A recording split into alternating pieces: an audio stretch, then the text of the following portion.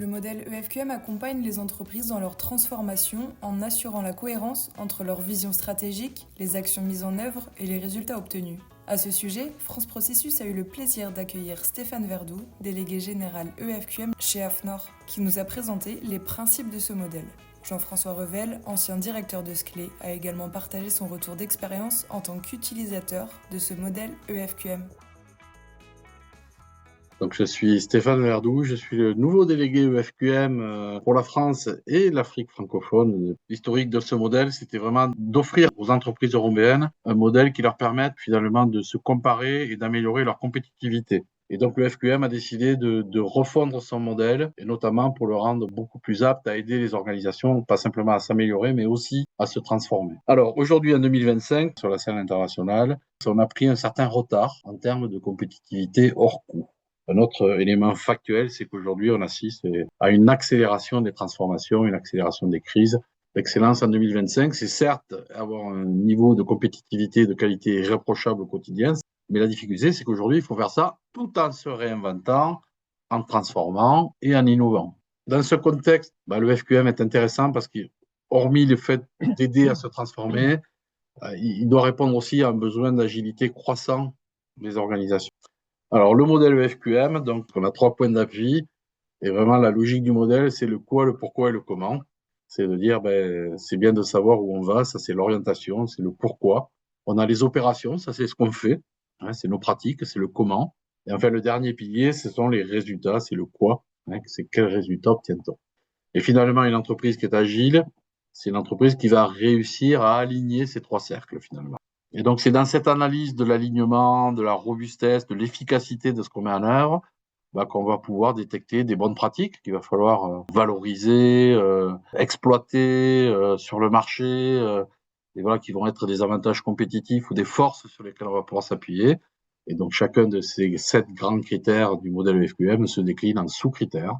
Je ne vais pas tous vous les faire, mais je pense que celui de engagement des parties prenantes est intéressant, le critère 3. Aujourd'hui, on se rend compte que la compétition est de plus en plus forte et de plus en plus liée aussi à l'écosystème qu'on est capable de bâtir autour de l'entreprise.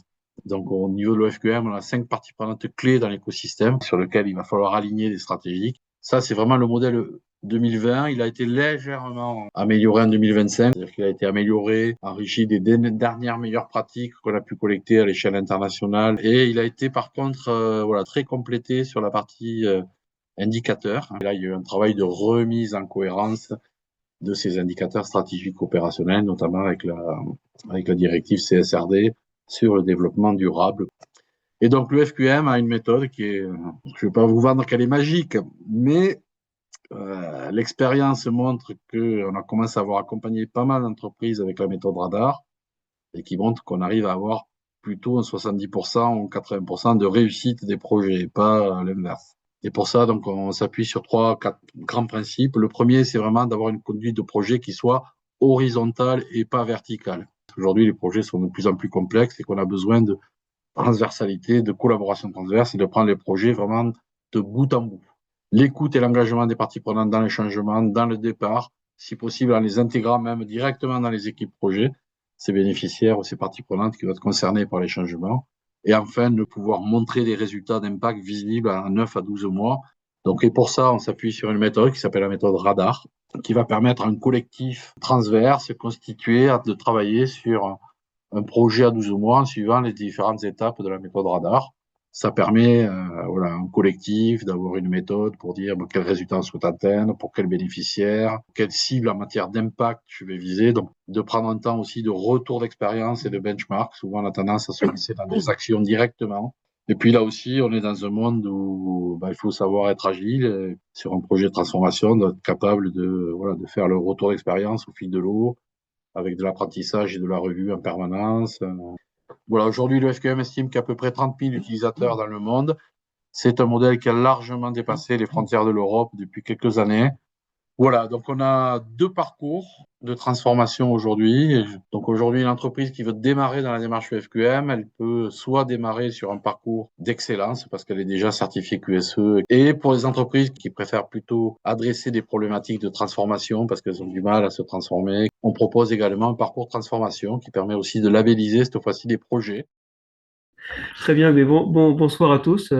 J'étais il y a 2 ans encore en activité dans l'entreprise Sclé où on a eu la chance de pouvoir implémenter le modèle que vous a si brillamment décrit donc Stéphane. Effectivement, on a utilisé le modèle EFQM, je dirais, pour transformer un peu l'essai, hein, pour aller plus loin que tous ces référentiels. Il faut faire attention à ce que toutes ces démarches ne viennent pas perturber le fonctionnement de l'entreprise. C'est-à-dire, on continue de travailler comme on faisait avant et surtout on ne se disperse pas trop. Pour autant, on essaye de faire progresser cet aspect déploiement du modèle. Alors nous, ce qu'on avait trouvé comme méthode, c'était la constitution d'une équipe projet, potentiellement qui peut se faire accompagner bien sûr par un consultant expérimenté, et puis comme interface avec le reste de l'entreprise, finalement, les pilotes de processus, et donc qui ont ensuite pris à leur compte des ateliers qu'on a souvent réalisés au travers de séminaires un petit focus sur le dirigeant.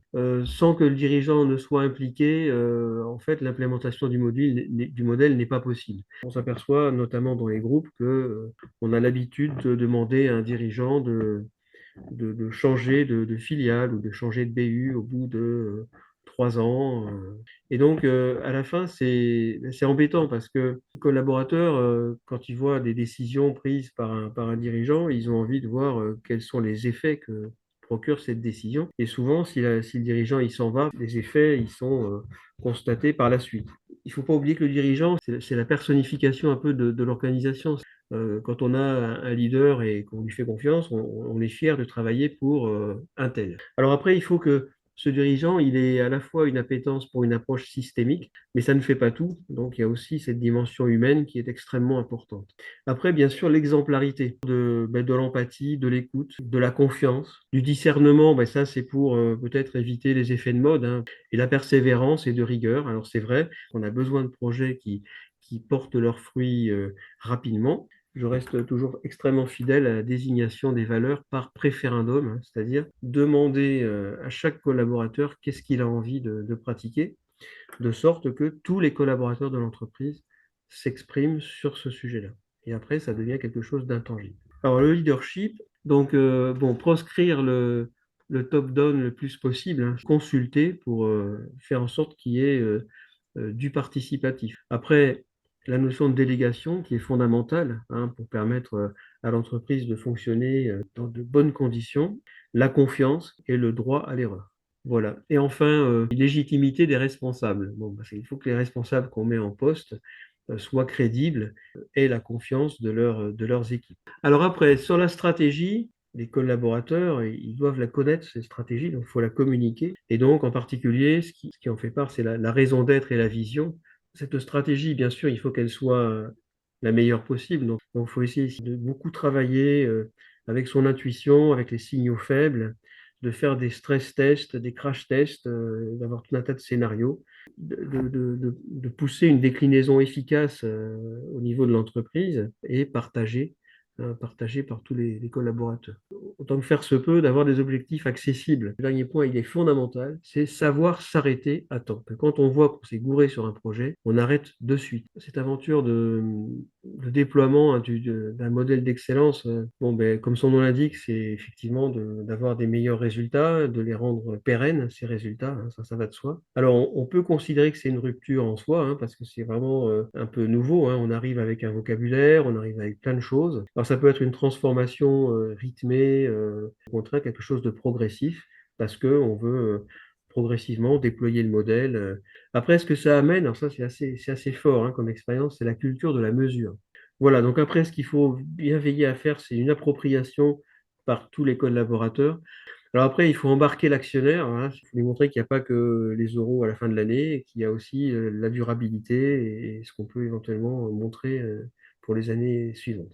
L'auto-évaluation, alors ça c'est quelque chose d'extrêmement productif et qui implique tout le monde. Donc voilà. Et puis le test de résilience, c'est le départ du dirigeant. Et en fait, on s'aperçoit que quand on a vraiment mis en place une organisation qui finalement quand même marche pas si mal que ça, les gens, ils ont absolument pas envie que ça change.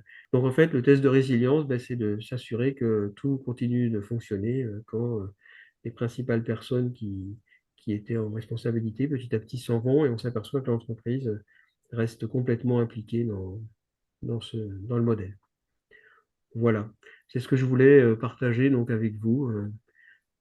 C'est pas exhaustif, mais bon, c'est des points qui me paraissent importants.